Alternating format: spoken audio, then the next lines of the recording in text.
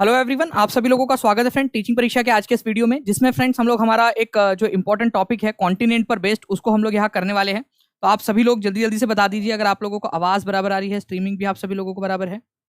जितने भी लोग हमारे साथ में यहाँ जुड़ चुके हैं उन सभी का स्वागत है। सभी को आदाब, नमस्कार, सत श्री अकाल।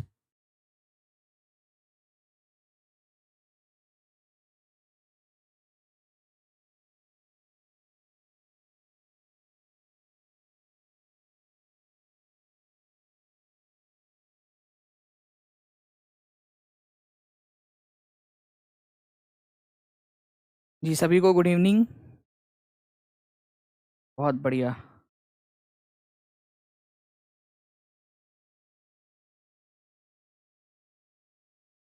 गुड। चलो बढ़िया है, आप लोगों का चलता रहता है ना आपस में, थोड़ा बातचीत उतचीत लगे रहती है। अगर कमेंट्स प्राइवेट रहे तो आप लोग तो बोर हो जाओगे। हाय राम, सर नहीं आया अभी तक, बोर हो रही हूँ मैं, इनका भी मैसेज नहीं आया, पता नहीं कहाँ रह गए। तो यही चलता रहता होगा आप लोगों का। अगर ना रहे कमेंट्स आप लोगों के इस पे, तो चलिए कोई नहीं, आ जाओ इधर में अभी सभी लोग। ठीक है, अगर हम लोग बात करें फ्रेंड्स हमारे आज के टॉपिक की, तो कॉन्टिनेंट्स हम लोग यहाँ पर में देखने वाले हैं, और कॉन्टिनेंट्स के ऊपर में बेस्ड जो क्वेश्चंस रहेंगे उनको भी हम लोग देखेंगे यहाँ पर। नाउ अगर मैं बात करूँ आपके कॉन्टिनेंट्स की, ठीक है, जस्ट अ सेकेंड।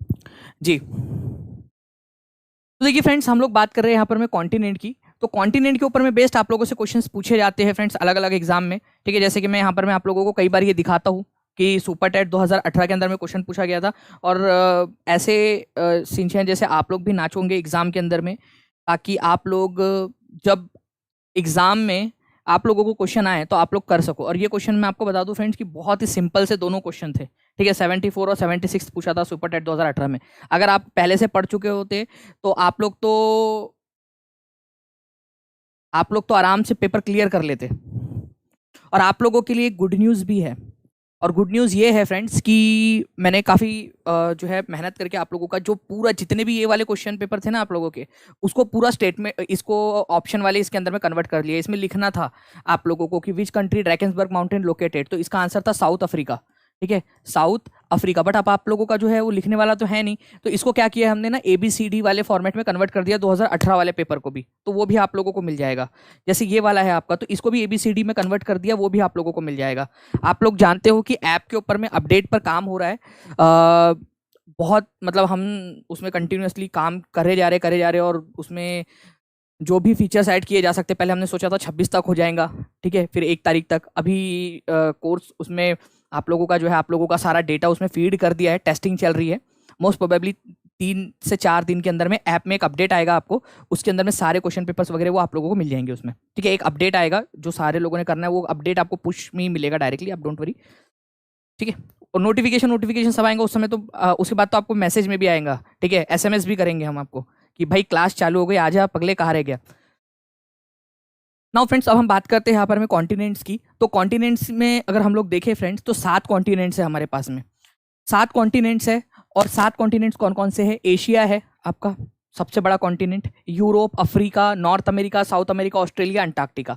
अब ये जो 7 कॉन्टिनेंट्स है, इनमें कुछ स्पेशलिटीज़ है, कुछ स्पेशल फीचर्स है, कुछ इनकी सबसे बड़ी चीज़ है, कोई सबसे छोटी भूमि है, कोई कोई लेक्स है इसके अंदर में। ये सारे की सारी चीज़ें हम लोगों को देखना है, इनके जो स्पेशल फीचर्स है उनके बारे में हमें बात करना है।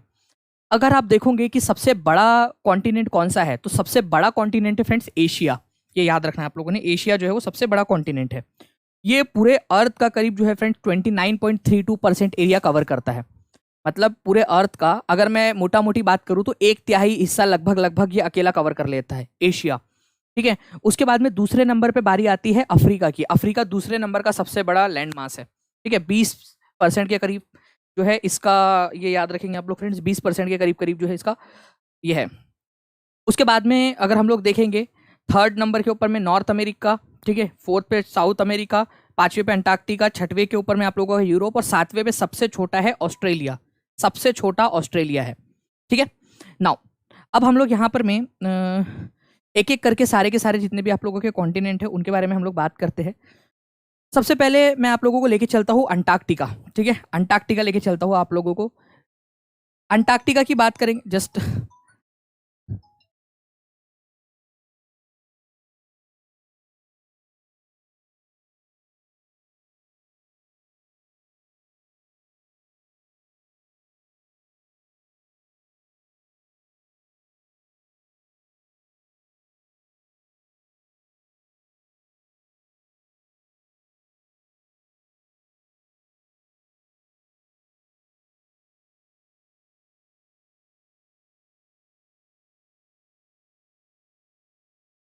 जी, I am actually sorry friends, थोड़ा सा मुझे जो है ना माउथ में अल्सर हो गया, तो मैंने अपने जो मेरे यहाँ है अभी वॉचमैन, उनको भेजा हुआ है दवाई लाने के लिए, तो वो घूम रहे हैं कहाँ पर मैं अभी, क्योंकि रात हो गई है, तो कहाँ पर मैं मिल जाएगा करके, तो बस उसी के ऊपर में वो।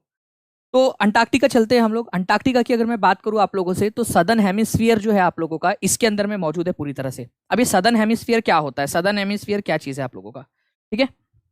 देखिए अगर सदर्न हेमिस्फीयर की बात करेंगे हम लोग, तो आप इसको देखिए, ये इक्वेटर है, 0 डिग्री, ठीक है, 0 डिग्री। 0 डिग्री वाली लाइन के नीचे में जितना भी हिस्सा है वो दक्षिणी गोलार्ध का हिस्सा है आप लोगों का, दक्षिणी गोलार्ध, ठीक है। उसके बाद में अगर हम लोग बात करेंगे इसके ऊपर वाला, तो ये है आप लोगों का उत्तरी गोलार्ध। तो दक्षिणी और उत्तरी गोलार्ध को में कौन डिवाइड करता है, इक्वेटर डिवाइड करता है। तो अगर मैं अंटार्कटिका की बात करूं तो ये पूरी तरह से दक्षिणी गोलार्ध में है, ठीक है, ये याद रखना आप लोग। ये याद रखना आप लोगों ने कि सबसे नीचे, मतलब नीचे के अंदर में नीचे वाले दक्षिणी गोलार्ध, दक्षिणी पोल के पास में है अंटार्कटिका। तो हम बोल सकते हैं कि पूरी तरह से सदर्न हेमिस्फीयर में है, ये पूरी तरह से दक्षिणी गोलार्ध में है। इसके बीचों बीच में जो है आप लोगों को साउथ पोल मिलेगा।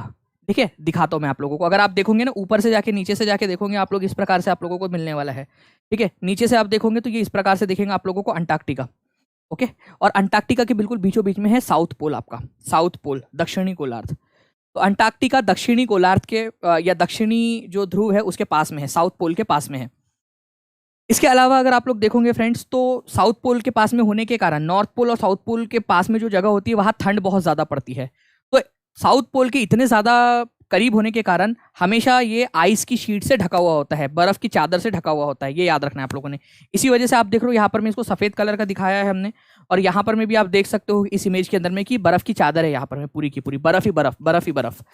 तो परमानेंटली यहाँ पर में आइस रहती है, साउथ पोल के बहुत ज्यादा पास है इसी वजह से। अगर मैं बात करूं, इतनी ज्यादा बर्फ है वहां पर में और जमीन है ही नहीं, जमीन दिखती ही नहीं, इसी वजह से यहाँ पर में कोई भी ह्यूमन परमानेंट सेटलमेंट नहीं है। तो कोई परमानेंट ह्यूमन सेटलमेंट आप लोगों को नहीं मिलेगा। और इसी वजह से आपने देखा होगा कि कभी भी किसी ने ये नहीं कहा कि मेरे नानी जी जो है वो अंटार्कटिका में रहते हैं, तो मैं अपने नानी के घर गई थी छुट्टियों में अंटार्कटिका। अंटार्कटिका नहीं जाते आप लोग, क्योंकि आपको मालूम है कि अंटार्कटिका में नहीं रहता कोई भी, यहाँ पर आपका कोई ह्यूमन सेटलमेंट है ही नहीं। बस हाँ, यहाँ पर में साइंस वगैरह के लिए, रिसर्च वगैरह करने के लिए चले जाते हैं आप लोग यहाँ पर में। और अलग अलग देशों ने अपने रिसर्च सेंटर बनाए हुए वहाँ, जैसे हमारा भारत है, उसने दक्षिण गंगोत्री, सबसे पहला भारत का अंटार्कटिका के अंदर में शोध केंद्र जो था वो था अंटार्कटिका के अंदर में, ठीक है।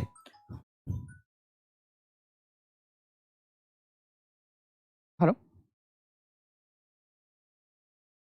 ओरासोर ले लीजिए, ओरासोर।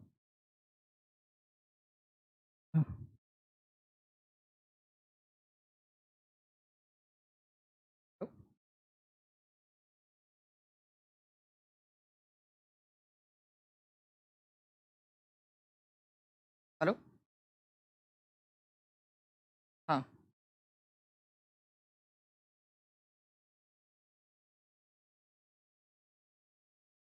हेलो, एक ओरासोर जेल दे दो, और टैबलेट दे दो यार, बी बी कॉम्प्लेक्स वगैरह की, माउथ अल्सर।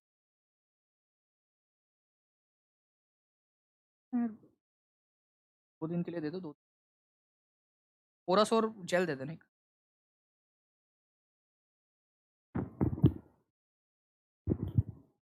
हाँ, ले लीजिए। ठीक है। तो देखिए फ्रेंड्स, यहाँ पर में अगर हम लोग बात करेंगे दक्षिण गंगोत्री की, तो दक्षिण गंगोत्री जो है वो 1983 के अंदर में आप लोगों का यहाँ पर में बनाया गया था। ठीक है। मैत्री है जो दूसरा नंबर का हमारा शोध केंद्र था, जो अंटार्कटिका में बनाया गया है। और तीसरे नंबर का है फ्रेंड्स भारती। ठीक है, भारती, जो 2012 में बनाया गया था। तो दक्षिण गंगोत्री, मैत्री और भारती, ये याद रखना है आप लोगों ने। ये 3 रिसर्च स्टेशन है जो अंटार्कटिका में भारत के द्वारा बनाए गए हैं। ये काफी बार एग्जाम के अंदर में आप लोगों से पूछते हैं। ठीक है, तो याद रखना आप लोग इसको। इसके अलावा एक चीज आप लोग याद रखोगे फ्रेंड्स कि ये आप लोगों का एक ऐसा कॉन्टिनेंट है जहां पर में कोई रहता नहीं, किसी देश का यहाँ पर में कब्जा नहीं हो सकता। ये पूरी तरह से साइंस को समर्पित है, विज्ञान को समर्पित है। ठीक है, पूरी तरह से विज्ञान को समर्पित है ये। यहाँ पर में अलग अलग देशों ने अपने जो शोध केंद्र है वो बनाए हुए हैं, ये याद रखना। इसको सराउंड करते हुए, मतलब इसके आसपास में जो समुद्र है जो इसको घेरे हुए है पूरा का पूरा 60 डिग्री के ऊपर में, 60 डिग्री साउथ से लेकर पूरा उसको घेरा हुआ जो समुद्र है, इस समुद्र को क्या नाम दिया गया है? इस समुद्र को बोला गया है दक्षिणी महासागर। ठीक है, दक्षिणी महासागर, सदर्न ओशियन, दक्षिणी महासागर, ये याद रखना है आप लोगों ने, बहुत इंपॉर्टेंट है। एग्जाम के अंदर में आप लोगों से पूछते हैं दक्षिणी महासागर। अब ये जो है ये अंटार्कटिका के पास में है, इसी वजह से इसको क्या बोला जाता है? अंटार्कटिका के पास में होने के कारण अंटार्कटिका महासागर भी इसको बोलते हो आप लोग कई बार। सदर्न ओशियन को या सदर्न या दक्षिणी महासागर जो उसको अंटार्कटिका महासागर भी बोला जाता है। अंटार्कटिका महासागर कहाँ से शुरू होता है ये भी थोड़ा सा याद रखेंगे आप लोग। ठीक है, ये 60 डिग्री जो है ना आप लोगों की, 60 डिग्री वाली जो लाइन है वहां से ये शुरू हो जाता है आप लोगों का। ठीक है, 60 डिग्री वाली लाइन से शुरू होता है और ऐसा पूरा घेरे हुए है वो अर्थ को। आप इमेजिन कर पा रहे होंगे, आई होप यहाँ पर मैं थोड़ा सा आप लोग थोड़ा सा आपके माइंड के अंदर में चित्र बन रहा होगा कि ये अर्थ थी हमारी ऐसी, उसको हम लोगों ने ऐसा आपको नीचे से ऐसा उठा के दिखा रहा हूँ यहाँ पर मैं। ठीक है, ऐसा समझ लो आप लोग इस चीज को। ठीक है, तो surrounded by 3 oceans, Indian ocean, Pacific ocean और अटलांटिक ओशियन। ठीक है, मतलब आप देखोगे ये इधर साइड से अटलांटिक ओशन है, इधर साइड से इंडियन ओशन है और यहाँ से पूरा पैसिफिक ओशन है आप लोगों का। और ये जो सदर्न ओशन है ये पूरी तरह से आप लोगों का अंटार्कटिका को घेरे हुए है। अंटार्कटिका के या सदर्न ओशियन जो है आप लोगों का, अंटार्कटिका ओशियन बोलो या सदर्न ओशियन बोलो, ये 3 तरफ से घिरा हुआ है अलग अलग महासागरों से, एक इंडियन ओशन, एक अटलांटिक ओशन और एक पैसिफिक ओशन, इस तरीके से। ओके, ये अगर हम लोग 2D में देखते हैं मैप तो ये इस प्रकार से दिखता है, लेकिन अगर आप लोग 3D में देखोगे तो कुछ इस प्रकार से दिखेगा ये।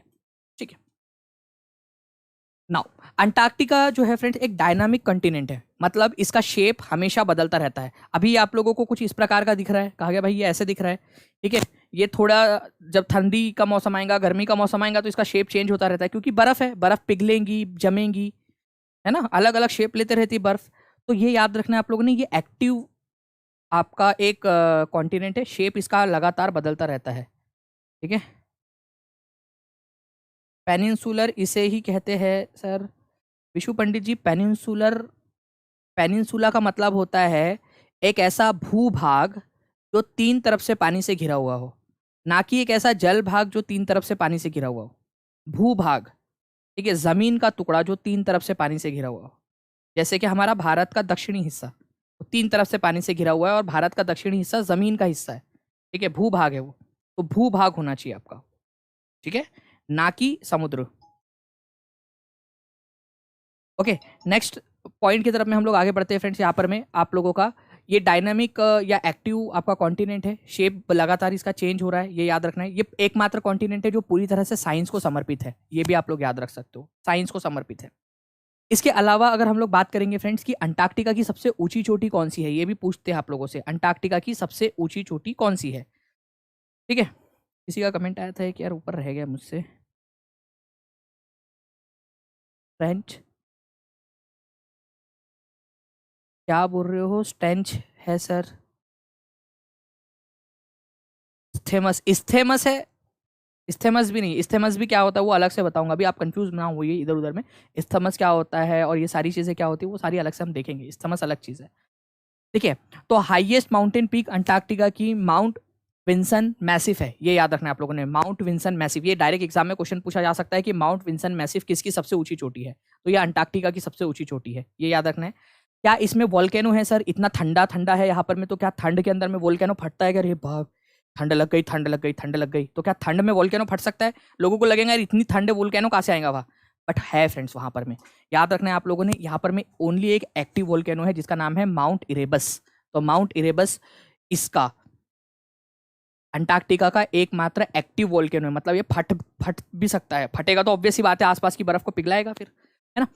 तो माउंट विंसन मैसिव सबसे ऊंची चोटी है, और माउंट जो आपका इरेबस है, माउंट इरेबस, ये आप लोगों का एक्टिव वोल्केनो है अंटार्कटिका के अंदर में, ठीक है।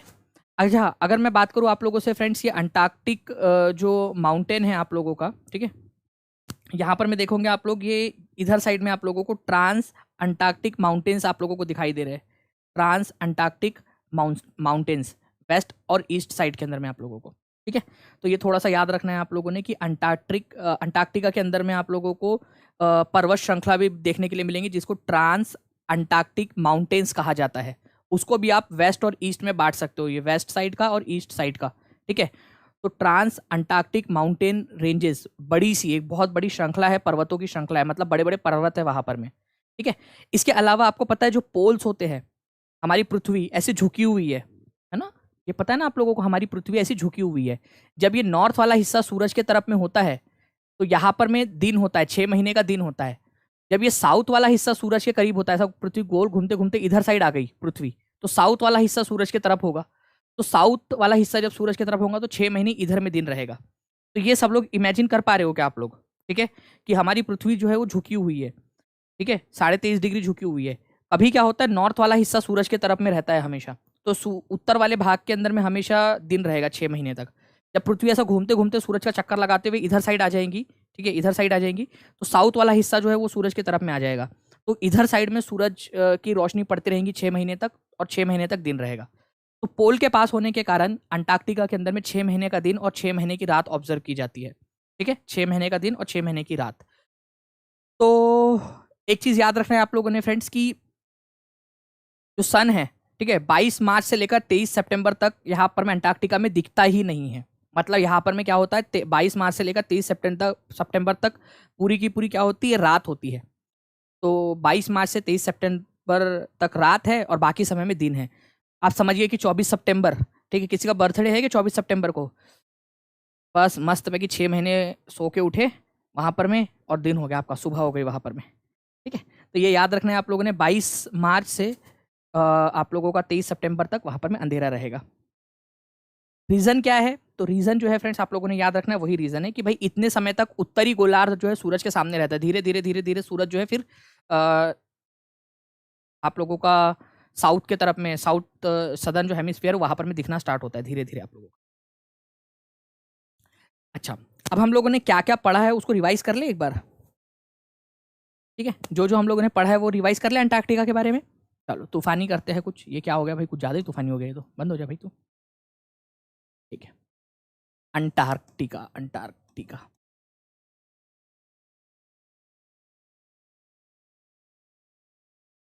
क्या क्या पढ़ा हम लोगों ने। सॉरी, थोड़ा सा वो माउथ में प्रॉब्लम हो गई है मुझे ना, अल्सर आ गए तो वो थोड़ा दर्द कर रहा है, इस वजह से मैं ज़्यादा बोल नहीं पा रहा हूँ आज, अदरवाइज नहीं तो बहुत ज़्यादा फास्ट बोलता हूँ मैं फिर। देखिए, अगर हम बात करेंगे फ्रेंड्स अंटार्कटिका की, तो सबसे पहले हम लोगों ने देखा ये सदर्न हेमिस्फीयर में आप लोगों का, पूरी तरह से सदर्न हेमिस्फीयर में, सदर्न हेमिस्फीयर दक्षिणी गोलार्ध में है, हेमिस्फीयर में, ठीक है, दक्षिणी गोलार्ध में, दक्षिणी गोलार्ध में पूरी तरह से, ये याद रखना है आप लोगों ने। इसके अलावा आप लोगों ने क्या देखा था फ्रेंड्स कि जो दक्षिण ध्रुव है आप लोगों का, साउथ पोल बिल्कुल इसके बीच में है, साउथ पोल, साउथ पोल इसके बिल्कुल बीचों बीच में है, साउथ पोल। इसके पास में कौन सा वाला ओशियन है, कौन सा वाला समुद्र है, महासागर, कौन सा वाला महासागर है वो, नाम बताओ जल्दी से आप लोग। उस महासागर का नाम है फ्रेंड्स, ठीक है, दक्षिणी महासागर, दक्षिणी, दक्षिणी महासागर, महासागर। इसी महासागर को आप लोग अंटार्कटिक महासागर भी बोल सकते हो, अंटार्कटिक महासागर भी बोला जा सकता है। उसके बाद में, जी हाँ, ये कंटिनेंट में ह्यूमन सेटलमेंट है क्या, no human settlement, no human, ठीक है, सेटलमेंट, नो ह्यूमन सेटलमेंट। और ये किसको समर्पित है पूरी तरह से, किसको समर्पित है, दानवों को, भगवान को, किसको समर्पित है, साइंस को समर्पित है, ये याद रखना है आप लोगों ने, पूरी तरह से साइंस को समर्पित है, ठीक है, साइंस को समर्पित है पूरी तरह से, पूरी तरह से साइंस को समर्पित है। इसके अलावा और क्या देखा था हम लोगों ने इसके अंदर में, हमने देखा फ्रेंड्स कि यहाँ जो आप लोगों की माउंट विंसफ, ठीक है, आप लोगों का है वो सबसे क्या है, इसका सबसे ऊंची चोटी है माउंट विंसफ मैसिव जो है आप लोगों का, ये इसकी सबसे ऊंची चोटी है। और इसके अलावा जो है फ्रेंड्स, एक चीज आप लोगों को और याद रखनी है इसके अंदर में, कि भारत के 3 शोध संस्थान यहाँ पर में है। भारत के 3 शोध संस्थान, वो कौन कौन से हैं ये भी आप लोग मेरे को बता देंगे जल्दी जल्दी से। भारत के 3 शोध संस्थान है यहाँ पर में, और माउंट विंसन मैसिव जो है ये इसकी सबसे ऊंची चोटी है। ठीक है, तो आप लोगों को याद होना चाहिए कि दक्षिण गंगोत्री, दक्षिण गंगोत्री, ठीक है, मैत्री, ठीक है, ये थे सबसे पहले वाले। और अभी वाला जो है वो भारती भी है, भारती। ये 3 आप लोगों के लगाए गए यहाँ पर में। माउंट विंसन मैसिव जो है ये इसकी सबसे ऊंची चोटी है, माउंट विंसन मैसिव। ठीक है, तो हाईएस्ट चोटी कौन सी है इसकी, Mount Vinson Massif, Mount Vinson Massif इसकी सबसे ऊंची चोटी है। इसके अलावा अगर मैं बात करूं आप लोगों से फ्रेंड्स, एक चीज और है जो हमने देखा था, इसका एक्टिव वॉल्केनो जो है, ठीक है, उसका नाम क्या है, तो माउंट इरेबस है। ठीक है, माउंट इरेबस, माउंट इरेबस, ये क्या है, एक्टिव वॉल्केनो है, एक्टिव वॉल्केनो। ठीक है, चलो करो मेरे साथ साथ में इसको रिवाइज जल्दी जल्दी से सभी लोग एक बार फिर से। ठीक है, सारी की सारी चीजें देखो, अंटार्कटिका का सदर्न हेमिस्फीयर में है, दक्षिणी गोलार्ध के पास में है, दक्षिणी महासागर से घुरा। अच्छा, एक और चीज है, दक्षिणी महासागर कहाँ से शुरू होता है, ये भी क्वेश्चन बन सकता है, कितना डिग्री साउथ से शुरू होता है। एक्टिव वोल्केनो है, वेरी गुड। ठीक है, शेप चेंज करता रहता है, वेरी गुड। किसने लिखा था, विजय लक्ष्मी पांडे ने लिखा था, वेरी गुड। ठीक है, एक्टिव वोल्केनो ये है इसका माउंट इरेबस। एक्टिव कॉन्टिनेंट है ये, शेप चेंज करता रहता है, 60 डिग्री से शुरू होता है, 60 डिग्री साउथ से, 60 डिग्री साउथ से शुरू होता है वो। ठीक है, गुड। ह्यूमन सेटलमेंट नहीं है, साइंस को डेडिकेटेड है, ये भी बनता है आप लोगों का क्वेश्चन। दक्षिण गंगोत्री, मैत्री, भारती यहीं पर लोकेटेड है आप लोगों के। माउंट विंसन मैसिव जो है इसकी सबसे ऊंची चोटी है, और माउंट इरेबस एक्टिव वोल्केनो है यहाँ पर में। ये भी याद रखना है आप लोगों ने, इंपॉर्टेंट पॉइंट एग्जाम के अंदर में कभी भी आप लोगों से पूछे जा सकते हैं। ठीक है, ये याद रखना आप लोग। बाकी फ्रेंड्स यहाँ से जो है हम लोग एशिया और ये सारी चीज़ें आप लोगों की जो है मैं कल आप लोगों को स्टार्ट करता हूँ। ठीक है, कल जो रहेगा ना आप लोगों का, उसमें हम लोग कर लेंगे इसको, क्योंकि काफ़ी सारा है आप लोगों का पढ़ने के लिए इसके अंदर में, और काफ़ी सारे क्वेश्चन है वो भी मैं आप लोगों को कराऊंगा, जो क्वेश्चंस आप लोगों से एग्जाम के अंदर में पूछे जा सकते हैं इसके अंदर में, पूरे के पूरे। तो आप टेंशन ना लो इसका। ठीक है, सारी की सारी चीज़ें हम लोग देखेंगे, साउथ अमेरिका, नॉर्थ अमेरिका, सब सब कुछ हम लोग यहाँ पर में पढ़ने वाले हैं। ठीक है, नहीं ऐसे तबीयत खराब नहीं, बस वो थोड़ा माउस में पता नहीं क्यों, तो आज सुबह सुबह उठा तो बड़ा दुख रहा था, अल्सर आ गया है। पानी में कम पी रहा हूँ आजकल, क्योंकि पानी पीने के लिए ना मतलब कंटिन्यूअस क्लासेस या कुछ ना कुछ काम या मीटिंग होती है, तो समय ही नहीं मिल पा रहा है। ठीक है, बाकी ये देखते हैं। कल भी है आप लोगों की क्लास, तो कल भी आइए आप लोग अच्छे से। ठीक है, बाकी मिलते हैं नेक्स्ट क्लास में।